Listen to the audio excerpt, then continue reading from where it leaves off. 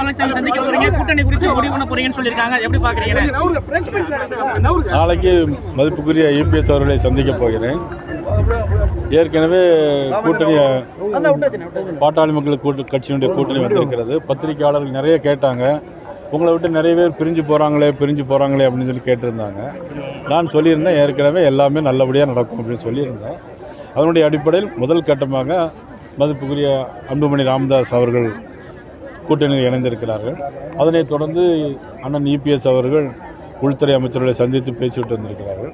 இது குறித்து நாளைக்கு நானும் அண்ணன் இபிஎஸ் அவர்களை சந்தித்து பேசி அடுத்த கட்ட நடவடிக்கை என்னவென்பது நெருக்கடி கொடுக்குறதா சொல்றாங்க. 56 சீட்டு வரைக்கும் அமித்ஷா கேட்டிருக்காரு.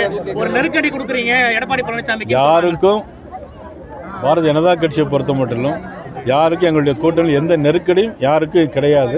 நாங்கள் சுதந்திரமாக நாங்கள் செயல்படுறோம். 30 சீட்டுக்கு ஓகேவா உங்களுக்கு? 30 தொகுதி ஓகேவா? அதாவது தொகுதி எத்தனைங்கிறது முக்கியமல்ல, யார் முதலமைச்சராக இருக்கக்கூடாது என்பது முக்கியம். அதிமுக வந்து அன்புமணி சந்திச்சு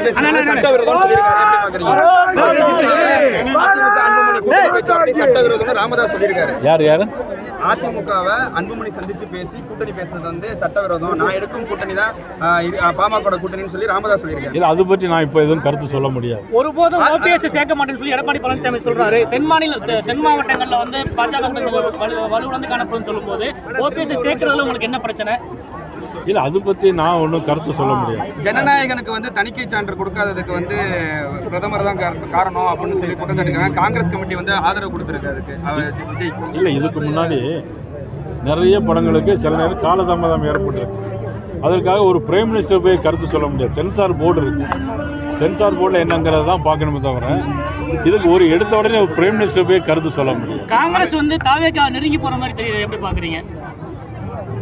அது அவங்கள்ட்ட தான் கேட்கணும். இல்லை, ஏற்கனவே பல முக்கியமான பிரச்சனைக்கு அறிக்கை கொடுக்காதவங்க. நான் ஏற்கனவே சொல்லியிருந்தேன், பல உங்களுடைய மீடியா மீட்டிங் நான் ஏற்கனவே சொல்லியிருந்தேன். என்னென்னா காங்கிரஸ் கட்சி ஒருவேளை பேசியிருக்கிறாங்கன்னு சொல்லியிருந்தேன். அதனோட அடிப்படையில் போகிறாங்களா இல்லையாங்கிறது தெரியல. ஜனநாயக படத்துக்கு வந்து காங்கிரஸ் கமிட்டி அறிக்கை கொடுக்குறாங்க, சட்டவிரோதம் அறிக்கை கொடுக்குறாங்க, மத்திய அரசை கண்டிக்கிறாங்க. பொதுவான பிரச்சனைகளுக்கு அது அவங்கள பற்றி. பிளே ஸ்டோர் மற்றும் ஆப் ஸ்டோரில் இருந்து பாலிமர் செயலியை QR கோடு மூலம் பதிவிறக்கம் செய்யுங்கள். செய்திகளை உடனுக்குடன் பெறுங்கள்.